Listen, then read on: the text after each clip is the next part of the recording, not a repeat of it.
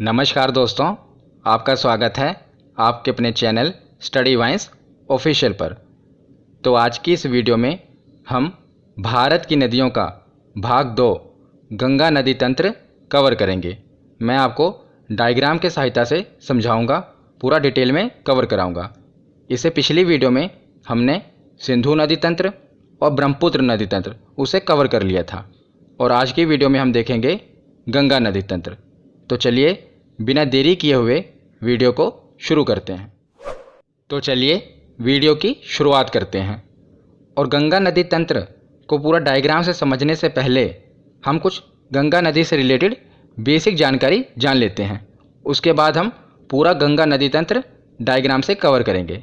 तो सबसे पहले है कि गंगा नदी भारत की सबसे लंबी नदी है, और बात करें इसकी लंबाई की तो इसकी कुल लंबाई है 2525 किलोमीटर, यानी कि 2525 किलोमीटर।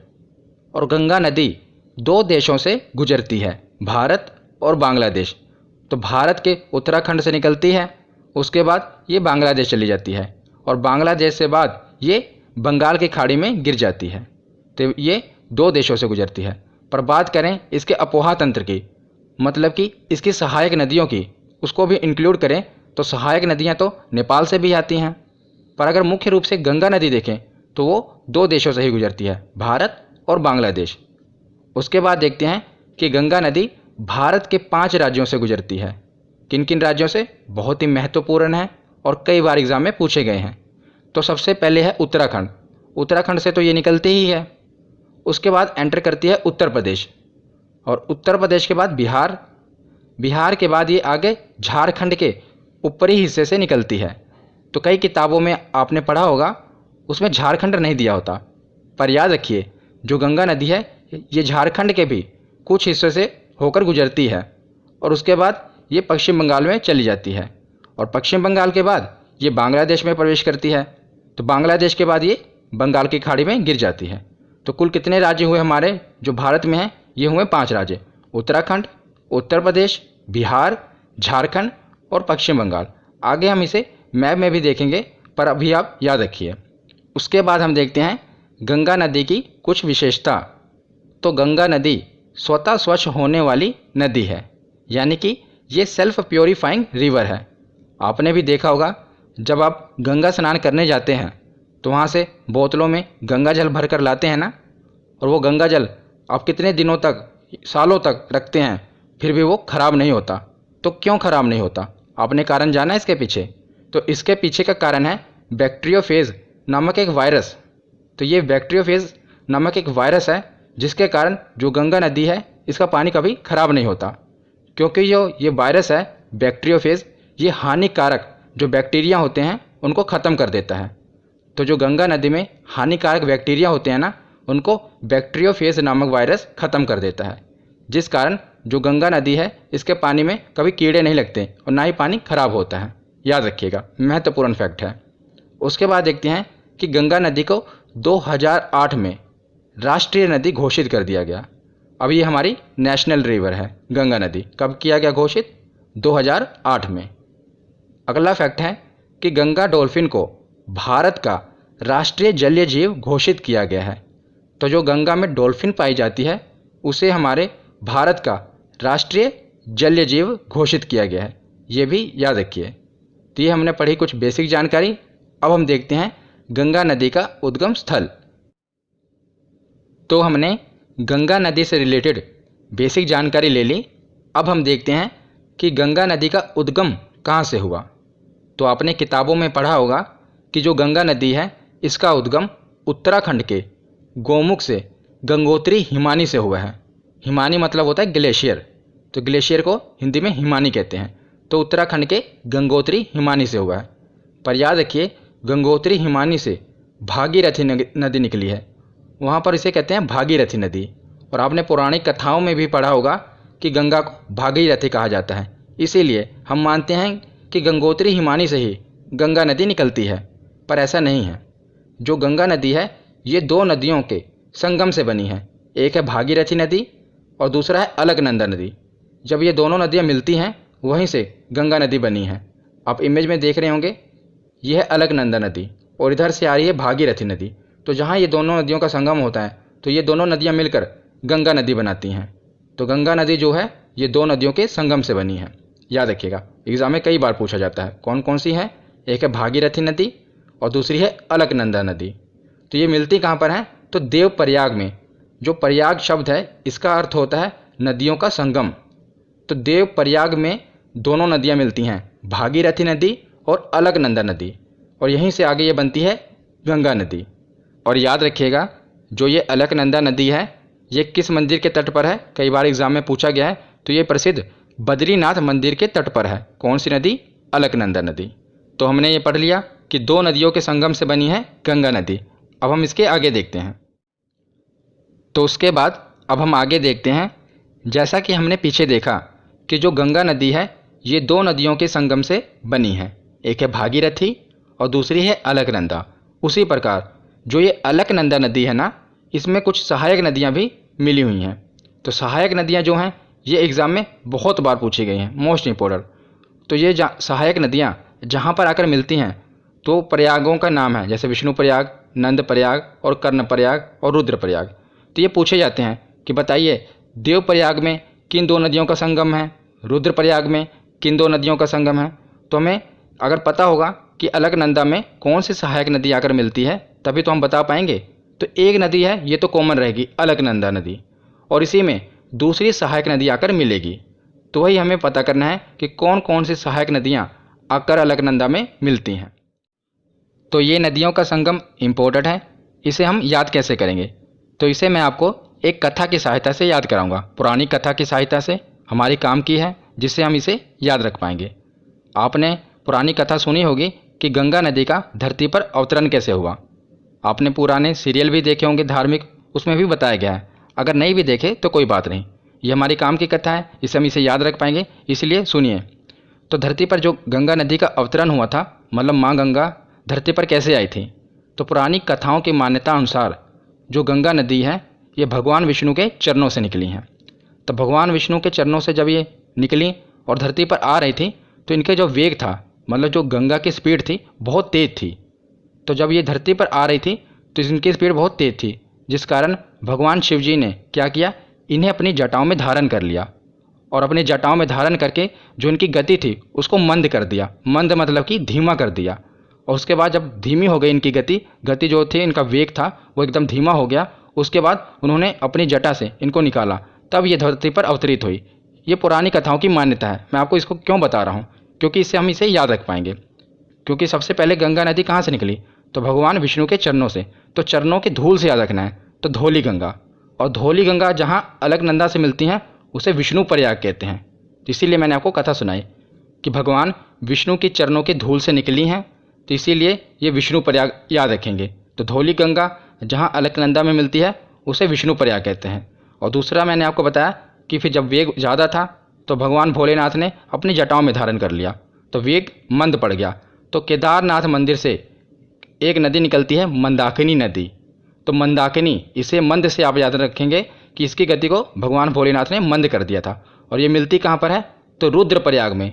भगवान भोलेनाथ को रुद्र भी कहते हैं ना, तो रुद्रप्रयाग में मिलती है। तो इस कहानी से आपने ये दोनों नदियों को याद रख लिया। एक है धौली गंगा जो भगवान विष्णु के चरणों के धूल से निकलती है, इसीलिए ये विष्णु प्रयाग में आके मिलती है। और दूसरी है मंदाकिनी नदी जो भगवान केदारनाथ के मंदिर से निकलती है, भगवान भोलेनाथ के मंदिर से, और मिलती कहाँ पर है? रुद्रप्रयाग।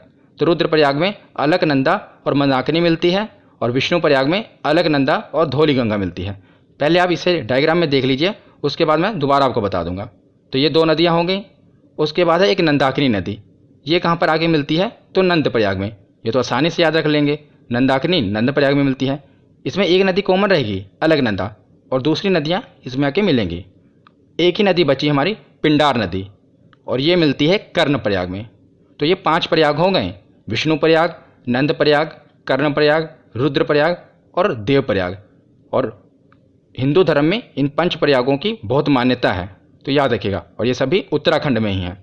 एक बार हम रिवीजन कर लेते हैं कि देव प्रयाग में तो 2 नदियाँ मिलती हैं, अलकनंदा और भागीरथी, और इन्हीं के संगम से आगे गंगा नदी बनती है। उसके बाद है विष्णु प्रयाग। तो अलकनंदा तो है ही है, और भगवान विष्णु के चरणों की धूल से निकली है, तो धौली गंगा। उसके बाद है नंदप्रयाग, अलकनंदा तो है ही, उसमें आएगी नंदाकिनी नदी, तो इसीलिए इसे नंदप्रयाग कहते हैं। उसके बाद है कर्णप्रयाग, कर्णप्रयाग में अलकनंदा और पिंडार नदी। उसके बाद है रुद्रप्रयाग, अलकनंदा और मंदाकिनी, भगवान भोलेनाथ ने गंगा के वेग को मंद कर दिया था, जिससे आप याद रख लेंगे। तो ये पांचों प्रयाग, इसे आप आसानी से याद रख लेंगे। तो अब हमने पूरा देख लिया कि कैसे किन किन नदियों के संगम से गंगा नदी का निर्माण हुआ। अब यहाँ से ये गंगा नदी कहलाएगी देवप्रयाग से, इसके आगे इसे गंगा नदी कहेंगे। उससे पहले इसे गंगा नदी नहीं कहते थे, यहाँ पर भागीरथी कहते थे, यहाँ पर अलकनंदा कहते थे। पर जब ये दोनों का संगम हुआ तो इसे देवप्रयाग से गंगा नदी कहा जाने लगा। अब इसके बाद हम इसे आगे पढ़ेंगे। तो अब हम आगे देखते हैं। मैंने इस स्लाइड में पूरा गंगा नदी का अपोहा तंत्र, कौन कौन सी सहायक नदियाँ हैं, गंगा नदी कहाँ कहाँ से गुजरती है, सभी को एक ही स्लाइड में कवर किया है। बहुत मेहनत से मैंने ये पूरी स्लाइड बनाई है ताकि आपको याद रहे, और मेरी मेहनत तभी सफल होगी जब आप ध्यान से सुनेंगे और आपको समझ आएगा, और एग्ज़ाम में आपका क्वेश्चन गलत नहीं होगा जब इससे पूछा जाए, तभी मेरी मेहनत सफल होगी। तो चलिए ध्यान से सुनिए। तो सबसे पहले आपको क्या करना है, पूरा डायग्राम, आप घबराइए मत, मैं आपको समझाऊंगा, पूरा डायग्राम आपको समझाऊंगा। उसके बाद क्या करना है, जब ये वीडियो ख़त्म हो जाए, आपको पीडीएफ के सहारे नहीं रहना, आपको कॉपी पर जैसे मैंने ये डायग्राम बनाया है अपने हाथ से पूरा बनाना है। तो जब आप डायग्राम को बना लेंगे तो आपको रिवीजन हो जाएगी और आपको ये डायग्राम कभी भूलेगा नहीं, और आपको पूरा गंगा नदी तंत्र याद रहेगा। तो चलिए देखते हैं। तो जैसा कि पीछे मैंने आपको बता दिया था, कहाँ तक, देवप्रयाग तक, कि दो नदियों का संगम हुआ था, उसकी सहायक नदियाँ भी मैंने आपको बता दी थी। तो देवप्रयाग के बाद ये गंगा नदी बनी। तो उसके बाद अब यहाँ से हम आगे देखेंगे, आगे पूरा कंटिन्यू करेंगे। तो देवप्रयाग के बाद क्या होता है कि जो गंगा नदी है आगे जाती है और हरिद्वार में, हरिद्वार इम्पोर्टेंट है। हरिद्वार आप गए भी होंगे गंगा स्नान करने। तो हरिद्वार क्यों इम्पोर्टेंट है कि सबसे पहले गंगा नदी जो है कहाँ पर मैदानी क्षेत्र में प्रवेश करती है, एग्ज़ाम में पूछा जाता है, तो हरिद्वार में। इससे पहले क्या था, ये उत्तराखंड में पूरा पहाड़ी इलाका था, तो वहाँ से पर्वतों से, पहाड़ों से निकल रही थी। पर सबसे पहले ये मैदानी भाग में कहाँ प्रवेश करती है, तो ये हरिद्वार में सबसे पहले गंगा नदी मैदानी क्षेत्र में प्रवेश करती है। एग्ज़ाम में पूछा जाता है, याद रखिएगा। यह आगे मैं आपको बताऊंगा, अभी बस आप सुनते रहिए, आगे मैंने पीडीएफ में कवर किया है। तो बस इतना आप सुनिए कि सबसे पहले मैदानी भाग में ये कहाँ पर प्रवेश करती है गंगा नदी, तो हरिद्वार में। तो हरिद्वार तक हमने पूरा उत्तराखंड, ये पूरा ऊपर भी उत्तराखंड ही था, तो हरिद्वार तक हमने पूरा उत्तराखंड कवर कर लिया। इसके बाद क्या हुआ, जो गंगा नदी है आगे उत्तर प्रदेश में एंटर करती है, ये आप लाइन देख रहे हैं, यहाँ तक उत्तराखंड है। उसके बाद ये उत्तर प्रदेश में प्रवेश करती है। अब हम यहाँ देखते हैं, तो ये उत्तर प्रदेश में प्रवेश करती है। तो सबसे पहले उत्तराखंड से एक नदी निकलती है रामगंगा, ऊपर से आती है, और कन्नौज में, जो कि उत्तर प्रदेश में है, कन्नौज में ये गंगा नदी में आकर मिल जाती है। तो इसका संगम होता है रामगंगा का कन्नौज में, उत्तर प्रदेश में। तो पूछा जाता है कि सबसे पहली गंगा नदी की सहायक नदी कौन सी है, तो याद रखिएगा ये है रामगंगा। रामगंगा गंगा नदी की सबसे पहली सहायक नदी है। उससे पहले ये जो नदियाँ थी, ये भले ही गंगा नदी की सहायक नदी थी, पर उस समय तक गंगा नदी का नाम गंगा नहीं था, ये भागीरथी और अलकनंदा कहला रही थी।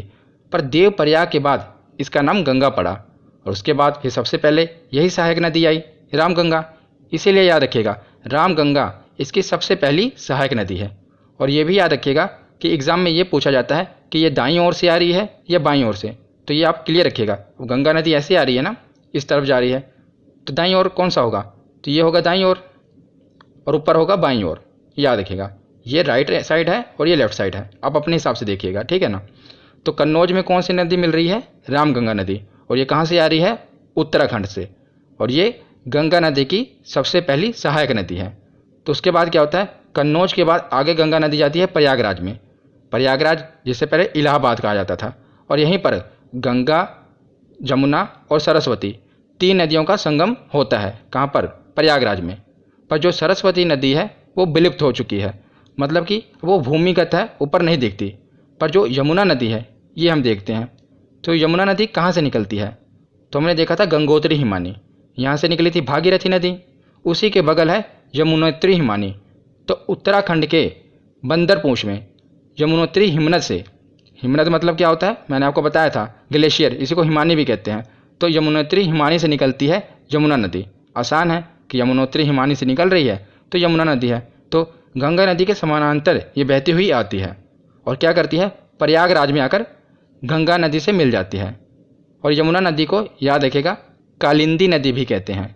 एग्जाम में पूछा गया था कि किस नदी का अन्य नाम कालिंदी है, तो यमुना नदी को ही कालिंदी नदी कहा जाता है। आगे ये सब फैक्ट मैं आपको पीडीएफ में दोबारा बताऊंगा, अभी हम रिवीजन करेंगे, पर अभी आप बस सुनते रहिए। तो यमुना नदी को कालिंदी नदी भी कहते हैं और ये निकलती कहाँ से है, तो यमुनोत्री हिमनद से निकलती है। और दूसरा फैक्ट ये है कि गंगा नदी की सबसे लंबी सहायक नदी कौन सी है, तो कौन सी है आप देख ही रहे होंगे, तो यह है यमुना नदी। ये सबसे लंबी सहायक नदी है गंगा नदी की। और आगे बढ़ने से पहले, गंगा नदी के आगे बढ़ने से पहले हम कुछ यमुना नदी की भी सहायक नदियाँ देख लेते हैं जो कि इम्पोर्टेंट हैं। तो यमुना नदी में सबसे पहले सहायक नदी आकर मिलती है चंबल, जो कि इंदौर से निकलती है। इंदौर कहाँ के, मध्य प्रदेश से। तो चंबल नदी आकर इसमें मिल जाती है। और चंबल नदी से याद रखना कि जो घड़ियाल हैं ये चंबल नदी में पाए जाते हैं। ये एक एग्जाम में पूछा गया था कि घड़ियाल किस नदी में पाए जाते हैं, तो याद रखिएगा चंबल नदी में घड़ियाल पाए जाते हैं। ये मगरमच्छ की तरह ही होते हैं घड़ियाल। तो ये चंबल नदी कहाँ से निकलती है, मध्य प्रदेश के इंदौर से, और यहाँ ऊपर आके यमुना नदी में मिल जाती है। और ये भी याद रखना कि जो ये चंबल नदी है ये यमुना नदी की सबसे बड़ी सहायक नदी है। जिस प्रकार यमुना नदी गंगा नदी की सबसे बड़ी सहायक नदी है, उसी प्रकार चंबल नदी यमुना नदी की सबसे बड़ी सहायक नदी है। उसके बाद दूसरी सहायक नदी है बेतवा। ये निकलती है विंध्या पर्वत मध्य प्रदेश से, और उसके बाद ये भी यमुना नदी में मिल जाती है। और तीसरी सहायक नदी है केन। ये निकलती है कैमूर पहाड़ी मध्य प्रदेश से, और ये भी ऊपर जाकर यमुना नदी में मिल जाती है। अब ये यमुना नदी में मिलती हैं और यमुना नदी गंगा नदी में मिल जाती है। तो बताइए ये जो तीन नदियां हैं ये गंगा की सहायक नदियां हैं या नहीं, तो हैं। अगर ये यमुना की सहायक नदियां हैं तो बाद में यमुना भी तो गंगा में मिल जा रही है। इसका पानी यमुना में मिल रहा है और यमुना का पानी गंगा में मिल रहा है, तो ये यमुना और गंगा दोनों की सहायक नदियाँ हो जाएंगी, चंबल, बेतवा और केन। ठीक है, याद रखिएगा ये तीनों यमुना में मिल रही हैं।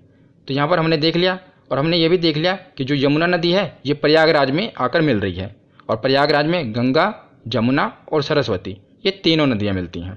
तो ये हमने देख लिया। तो प्रयागराज के बाद गंगा नदी आगे बढ़ती है और जाती है गाजीपुर में। तो गाजीपुर में क्या होता है, ऊपर से एक नदी आ रही है गोमती नदी। गोमती नदी जो है ये फुलहर झील से निकलती है, और याद रखिएगा ये फुलहर झील कहाँ पर है, पीलीभीत उत्तर प्रदेश में। और सबसे इम्पोर्टेंट क्या है, यहाँ से प्रश्न क्या बनता है कि जो ये नदी है गोमती नदी, ये जहाँ से निकल रही है ना पीलीभीत, ये एक मैदानी एरिया है, मतलब समतल भाग है। अभी तक हमने देखा कि जितनी भी सहायक नदियाँ निकल रही हैं ये किसी न किसी पहाड़ी से निकल रही हैं, पर्वत से निकल रही हैं, पर इकलौती ऐसी सहायक नदी है गोमती जो कि एक मैदानी भाग समतल एरिया से निकल रही है, और कहाँ से, फुलहर झील से। तो एग्जाम में एक प्रश्न बना था कि बताइए ऐसी कौन सी नदी है सहायक नदी जो गंगा में आकर मिलती है और एक समतल भाग से निकलती है। समतल मतलब समझ रहे हैं ना, समतल भाग से, ना किसी पहाड़ से निकल रही है ना किसी पर्वत से निकल रही है, एक समतल यानी कि एक मैदानी भाग, पीलीभीत जो कि यूपी में है, फुलहर झील वहीं से निकलती है गोमती नदी। और इससे एक और प्रश्न बनता है कि उत्तर प्रदेश की जो राजधानी है लखनऊ, वो भी गोमती नदी के तट पर है। तो दोनों प्रश्न याद रखिएगा, एक तो जो लखनऊ है वो गोमती नदी के तट पर है, और जो गोमती नदी है ये मैदानी भाग से निकल रही है। तो हमने उत्तराखंड और उत्तर प्रदेश देख लिया। उसके बाद हम देखते हैं बिहार। तो मैं आपको अपने दिमाग में रखिए, आप पहले था उत्तराखंड, उत्तराखंड के बाद देखा उत्तर प्रदेश, गंगा नदी आई, तो उसके बाद अब कहाँ पर जाएगी, बिहार में। और याद रखिएगा जो बिहार में गंगा नदी की सहायक नदियाँ हैं वो ज़्यादातर कहाँ से निकल रही हैं, तो नेपाल से। इसीलिए मैंने ऊपर देखिए ये नेपाल बना है। ये तीन नदियाँ आप देख रहे हैं, गंडक, कोसी और काली करनाली, ये दोनों मिलकर बाद में एक ही नदी बन जाएगी, इसलिए मैं तीन नदियाँ कह रहा हूँ। काली करनाली, गंडक और कोसी ये कहाँ से निकल रही हैं, तो नेपाल से। तो सबसे पहले देखते हैं काली नदी और करनाली नदी। तो काली नदी जब ये भारत में प्रवेश करती है तो इसे शारदा नदी कहते हैं। आपने शारदा नदी के बारे में सुना होगा, वो इसी काली नदी को कहा जाता है। और दूसरी है करनाली, काली करनाली, ये दोनों नेपाल से निकल रही हैं। काली को भारत में शारदा कहते हैं और करनाली को भारत में घाघरा नदी कहते हैं। और जब इन दोनों नदियों का संगम होता है उसके बाद ये एक नदी बन जाती है और इसको फिर घाघरा नदी कहने लगते हैं भारत में। देखिए नेपाल से क्या थी, नेपाल में दो नदियाँ थीं, एक थी काली और दूसरी थी करनाली। और काली को भारत में कहते थे शारदा नदी, और कर्नाली को कहते थे घाघरा नदी। फिर इन दोनों नदियों का संगम हुआ, शारदा और घाघरा का, तो एक ही नदी बन गई, घाघरा नदी। और यही घाघरा नदी आकर भारत में छपरा में मिल जाती है गंगा नदी से, तो याद रखिएगा। तो ये हमने देख लिया घाघरा नदी। उसके बाद हम देख रहे हैं नीचे से एक नदी आकर मिल रही है, सोन नदी। ये अमरकंटक पहाड़ी से निकलती है। पहाड़ी वाले वीडियो में मैंने आपको बताया था कि अमरकंटक पहाड़ी कहाँ पर है, तो ये मध्य प्रदेश और छत्तीसगढ़ के बॉर्डर पर है ना। तो वहीं से सोन नदी निकल रही है नीचे से, और पटना में आकर ये गंगा नदी से मिल जाती है। पटना के समीप मिलती है सोन नदी। तो एग्ज़ाम में एक प्रश्न बनता है कि कौन सी ऐसी नदी है जो दाईं ओर से सीधा आकर गंगा नदी में मिल जाती है। तो देख लीजिए, इसकी कोई सहायक नदी नहीं है ना, ये सीधा आकर गंगा नदी में मिल रही है। और ऊपर यमुना नदी भी थी, पर इसकी सहायक नदियाँ थीं, पर सोन नदी सीधा आकर पटना के समीप गंगा नदी में मिल जा रही है। और ये भी पूछा जाता है कि ये किस पहाड़ी से निकलती है, तो किस पहाड़ी से निकलती है? अमरकंटक पहाड़ी से। तो यहाँ तक हमने छपरा और पटना तक देख लिया। उसके बाद देखते हैं ऊपर नेपाल से एक और नदी आ रही है, गंडक नदी, और ये सोनपुर में आकर मिल जाती है गंगा नदी से। तो कौन सी नदी आ रही है? गंडक नदी। एग्ज़ाम में क्या प्रश्न बनता है वो भी मैं आपको बता रहा हूँ कि नेपाल से कौन कौन सी नदियाँ निकलकर गंगा नदी में मिल जाती हैं। तो काली करनाली, जिसे घाघरा कहते हैं, और गंडक, और एक आगे है कोसी। ये नदियाँ नेपाल से निकलती हैं। और मैं आपको साथ साथ ये भी बता रहा हूँ कि किस जगह पर आकर ये गंगा से मिल जाती हैं। तो गंडक नदी सोनपुर के समीप आकर गंगा नदी से मिल जाती है। तो उसके बाद है कोसी नदी, मोस्ट इम्पोर्टेंट, ये भी नेपाल से आ रही है। और ये कुर्सेला, बिहार में एक जगह है कुर्सेला, उसी के समीप ये नदी गंगा नदी से मिल जाती है। कौन सी नदी? कोसी नदी। तो जो कोसी नदी है ये अपने रास्तों को बहुत बदलती है, इसीलिए ये बहुत कुख्यात है अपने रास्तों को बदलने के लिए। और इसे बिहार का शोक कहा जाता है, क्योंकि बिहार में हर साल इस नदी के कारण बाढ़ आती है। और ये नदी अपना रास्ता बदल लेती है ना। कभी मान लीजिए ये नदी पहले इस रास्ते से जा रही है और फिर उसके बाद पता लगा अचानक इस रास्ते से जाने लगी, तो जिस कारण क्या होता है, इस नदी के कारण बिहार में बहुत बाढ़ आती है। तो इसीलिए इसे बिहार का शोक भी कहा जाता है। किस नदी को? कोसी नदी को। और ये कुर्सेला में, बिहार के कुर्सेला में गंगा नदी से आकर मिलती है, याद रखिएगा। तो हमने पूरा बिहार देख लिया। पहले हमने उत्तराखंड देखा, फिर उत्तर प्रदेश देखा और बिहार देख लिया। और उसके बाद हम आगे बढ़ते हैं पश्चिम बंगाल की तरफ। तो एक दार्जिलिंग की पहाड़ी, पश्चिम बंगाल में है ना दार्जिलिंग की पहाड़ी, वहाँ से एक नदी निकलती है, महानंदा नदी। ये गंगा नदी की आखिरी सहायक नदी है, याद रखिएगा। सबसे पहले कौन थी? रामगंगा, ये पहली थी। और आखिरी कौन सी है? महानंदा। ये भारत की बात कर रहा हूँ मैं कि भारत में आखिरी कौन सी है? महानंदा। तो महानंदा कहाँ से निकल रही है? दार्जिलिंग की पहाड़ी से निकल रही है। और ये फरक्का बैराज है, मतलब समझ लीजिए जो ये महानंदा नदी है ना, ये बिहार और पश्चिम बंगाल के बॉर्डर में बहती हुई जाती है और पश्चिम बंगाल में चली जाती है। कौन सी नदी है? महानंदा नदी, याद रखिएगा। ये निकलती कहाँ से है ये पूछा जाता है। तो ये दार्जिलिंग की पहाड़ियों से निकलती है। कौन सी नदी है? महानंदा नदी। और सबसे इंपॉर्टेंट है, ये सबसे आखिरी सहायक नदी है, ठीक है। और उसी के बाद बना हुआ है फरक्का बैराज, आपको पता होगा पश्चिम बंगाल में है। यहाँ से क्या होता है, जो गंगा नदी है, अभी आपने देखा जो गंगा नदी है ये दो नदियों के संगम से बनी, उसके बाद एक नदी बनी उत्तराखंड से होते हुए उत्तर प्रदेश, बिहार, बिहार से झारखंड, फिर पश्चिम बंगाल, आगे जाकर क्या हुआ, फरक्का बैराज से फिर ये दो नदियों में बट गई। इसकी धारा थी जो गंगा नदी की, ये दो नदियों में बट गई। एक है हुगली और एक है पद्मा नदी। जो ये गंगा नदी है फरक्का बैराज से, जो कि पश्चिम बंगाल में है, वहाँ से दो धाराओं में बढ़ जाती है। तो जो ये अपने पश्चिम बंगाल में आती है, नीचे की तरफ है पश्चिम बंगाल, तो यहाँ इसे कहते हैं हुगली नदी। और सबसे इम्पोर्टेंट ये है कि जो कोलकाता का शहर है ये कहाँ बसा है, तो ये हुगली नदी के तट पर है कोलकाता शहर। एग्जाम में पूछा गया है कि कोलकाता शहर किस नदी के तट पर है, तो हुगली नदी के तट पर है। और यही नदी जो है दो धाराओं में बढ़ गई, तो जो दूसरी धारा थी ये बांग्लादेश में चली गई, और बांग्लादेश में इसे पद्मा नदी कहते हैं। और जो हुगली नदी है इसी में एक धारा, एक सहायक नदी आकर मिलती है, इसे कहते हैं दामोदर नदी। और ये छोटा नागपुर पठार से निकलती है दामोदर नदी, और ये हुगली नदी में जाकर मिल जाती है। और इसी दामोदर नदी को पश्चिम बंगाल का शोक भी कहते हैं। जिस प्रकार याद रखिए, कोसी नदी को किसका शोक कहते हैं? बिहार का शोक। तो शोक क्यों कहते हैं? क्योंकि ये नदी बाढ़ लाती है। तो इसी प्रकार दामोदर नदी है, पश्चिम बंगाल में बाढ़ का कारण है, इसीलिए दामोदर नदी को पश्चिम बंगाल का शोक कहते हैं। और ये किस नदी की सहायक नदी है? तो हुगली नदी की सहायक नदी है। तो अब हमने बांग्लादेश तक इसे देख लिया। पहले हमने उत्तराखंड देखा, उत्तराखंड के बाद हमने देखा ये उत्तर प्रदेश में गई, उत्तर प्रदेश के बाद बिहार देख लिया, बिहार के बाद झारखंड का थोड़ा सा एरिया अगर हम कहें तो मैं आपको बताऊं कि कहाँ से निकलती है, तो साहेबगंज जगह है झारखंड में, वहाँ से ये निकलती है। तो उसके बाद हमने देखा पश्चिम बंगाल, पश्चिम बंगाल के बाद हमने देखा कि ये दो धाराओं में बट गई, एक हुगली नदी हो गई और एक पद्मा नदी हो गई। ये गंगा नदी का ही नाम है, तो गंगा नदी को ही पश्चिम बंगाल में हुगली कहते हैं और बांग्लादेश में पद्मा नदी कहते हैं। तब इसके बाद हम आगे अगली स्लाइड में कंटिन्यू करते हैं।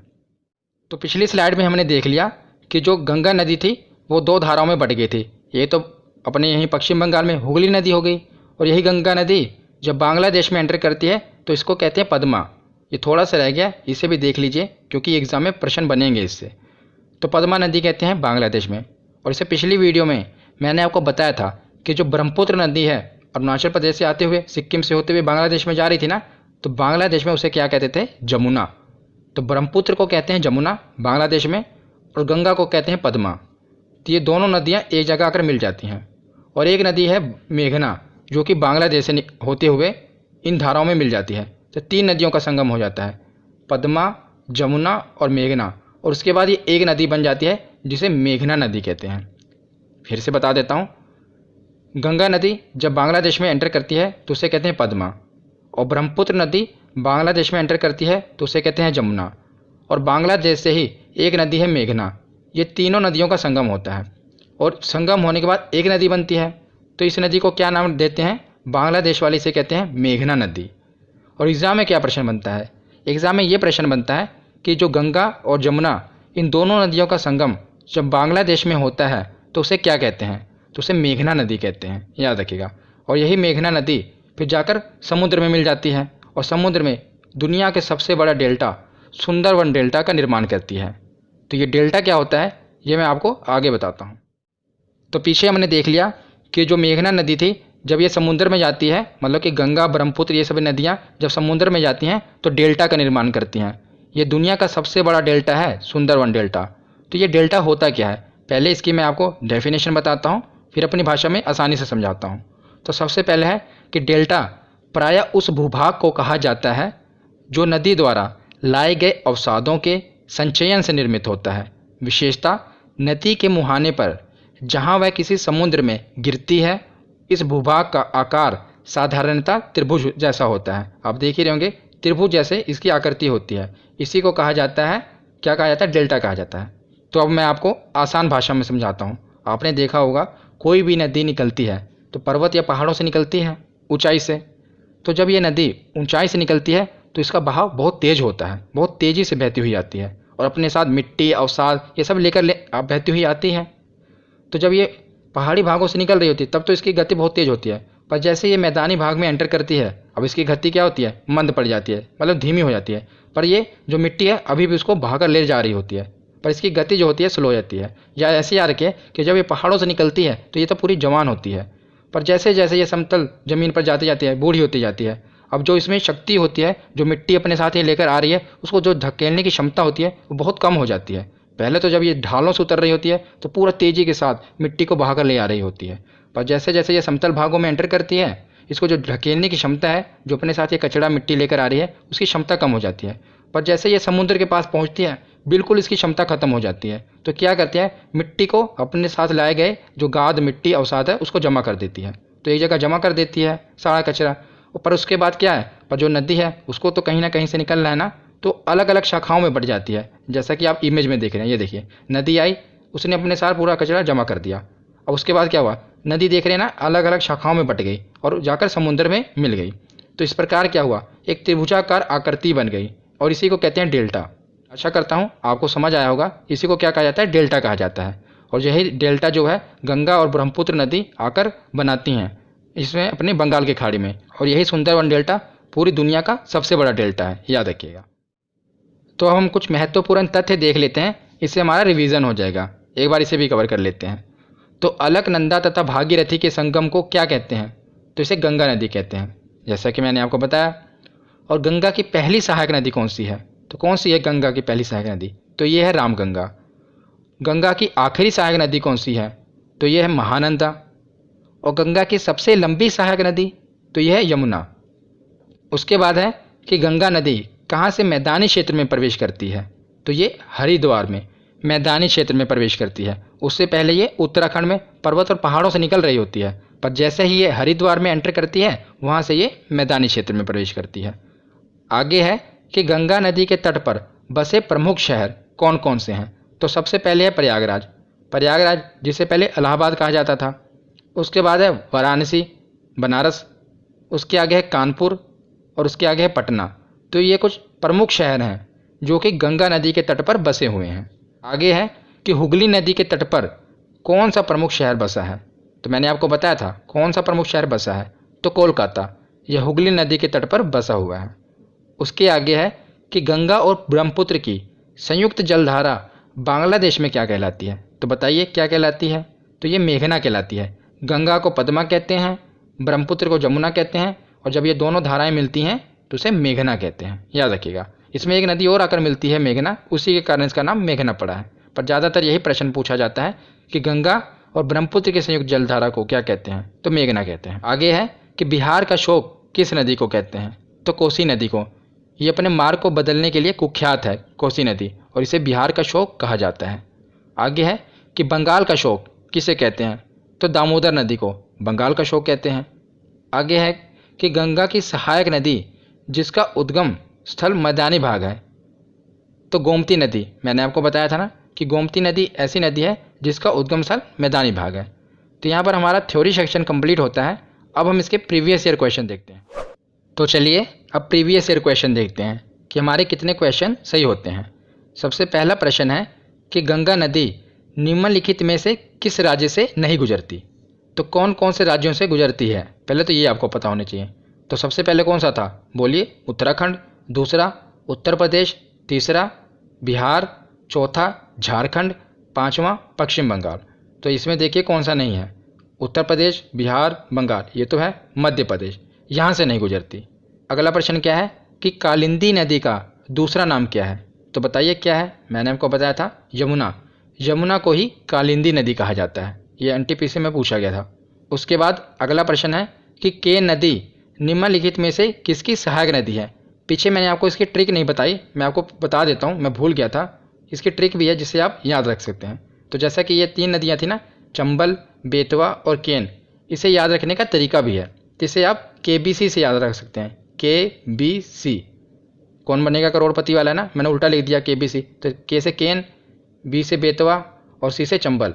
तो केन, बेतवा, चंबल, ये आप KBC से याद रख पाएंगे। आप लिखेंगे KBC, उसी से केन, बेतवा और चंबल, इससे आप याद रख। तो केन नदी निम्नलिखित में से किसकी सहायक नदी है, तो ये है यमुना की सहायक नदी। यमुना की सहायक नदी है। आगे देखते हैं कि गंगा में मिलने वाली नदी जिसका उद्गम अमरकंटक में है। तो अमरकंटक पहाड़ी से कौन सी नदी निकल रही थी, तो ये निकल रही थी सोन नदी। पीछे हमने देखा था ना कि अमरकंटक पहाड़ी से ऊपर जाकर मिल रही थी। कहाँ पर मिल रही थी, तो पटना में मिल रही थी। कौन सी नदी थी, तो सोन नदी थी, याद रखिएगा। उसके बाद आगे देखते हैं कि अलकनंदा और धौली गंगा का संगम कहाँ होता है। तो धौली गंगा कहाँ से निकली थी, भगवान विष्णु भगवान के चरणों के धूल से निकली थी। तो विष्णु प्रयाग, तो विष्णु प्रयाग में इसका संगम होता है, अलकनंदा और धौली गंगा का, याद रखिएगा। उसके बाद अगला प्रश्न देखते हैं कि निम्नलिखित में से कौन सी नदी यमुना नदी में नहीं मिलती। तो बताइए कौन सी नहीं मिलती। हमने पढ़ा था KBC, केन, बेतवा, चंबल, ये तो मिलती हैं। बचा कौन सा, तो सोन नदी। ये यमुना नदी में नहीं मिलती, ये डायरेक्ट गंगा नदी में मिल जाती है, ठीक है ना। और कहाँ से निकलती है, अमरकंटक पहाड़ी से। अगला प्रश्न है कि अलकनंदा के साथ वह कौन सी नदी है जिसका संगम रुद्रप्रयाग में होता है। तो बताइए, रुद्रप्रयाग भगवान भोलेनाथ का दूसरा नाम है रुद्र। तो ये निकलती कहाँ, केदारनाथ से निकलती है और रुद्रप्रयाग में मिल जाती है। और भगवान भोलेनाथ ने क्या किया था, गति को मंद किया था। तो मंदाकिनी, याद रखिएगा कौन सी नदी है, मंदाकिनी नदी। ये अलकनंदा और मंदाकिनी नदी रुद्रप्रयाग में मिल जाती हैं। उसके बाद अगला प्रश्न है कि दामोदर नदी निकलती है, तो कहाँ से निकलती है। तो ये छोटा नागपुर पठार से निकलती है, मैंने आपको बताया था। और हुगली नदी की ये सहायक नदी है, दामोदर नदी, और इसे बंगाल का शोक भी कहा जाता है। उसके बाद अगला प्रश्न आ भी गया, देखो कि बंगाल का शोक किस नदी को कहा जाता है। तो मैंने आपको अभी बताया कौन सी नदी है, दामोदर नदी, इसे बंगाल का शोक कहा जाता है। अगला प्रश्न है कि बिहार का शोक किसे कहा जाता है। ये तो बहुत इंपॉर्टेंट है, किसको कहा जाता है, तो कोसी नदी को बिहार का शोक कहा जाता है। अगला प्रश्न है कि गंगा की सबसे लंबी सहायक नदी कौन सी है। तो बताइए कौन सी है जो गंगा की सबसे लंबी सहायक नदी है। तो ये थी यमुना। और बात करें यमुना की सबसे लंबी सहायक नदी तो वो कौन सी, वो चंबल थी। अगला प्रश्न है कि यमुना नदी का अन्य नाम क्या है। तो हमने पीछे देखा था ना कि कालिंदी नदी किसे कहते थे, तो यमुना नदी को कहते थे। उसी प्रकार यमुना नदी का अन्य नाम है कालिंदी। तो अगला प्रश्न देखते हैं, बस 2 ही प्रश्न बचे हैं कि गंगा नदी किस क्षेत्र से मैदानी भाग में प्रवेश करती है। तो कहाँ से प्रवेश करती है मैदानी भाग में, तो हरिद्वार से। उससे पहले ये पहाड़ पर्वतों से निकल रही होती है, पर मैदानी भाग में ये हरिद्वार से प्रवेश करती है। और लास्ट प्रश्न है कि गंगा नदी को बांग्लादेश में क्या कहा जाता है। तो क्या कहा जाता है, पद्मा। तो आज की ये वीडियो यहीं पर ख़त्म होती है। यहाँ पर हमारा पूरा गंगा नदी तंत्र कंप्लीट होता है। वो डायग्राम आप ज़रूर बना लेना। तो हमने पूरा गंगा नदी तंत्र कवर कर लिया, प्रीवियस ईयर के क्वेश्चन भी देख लिए। इससे नेक्स्ट वीडियो में हम जो नदियों का लास्ट वीडियो है प्रायद्वीपीय भारत की नदियाँ, उसे भी कवर कर लेंगे। तो हमारा पूरा भारत की नदियाँ कंप्लीट हो जाएगा। तो धन्यवाद।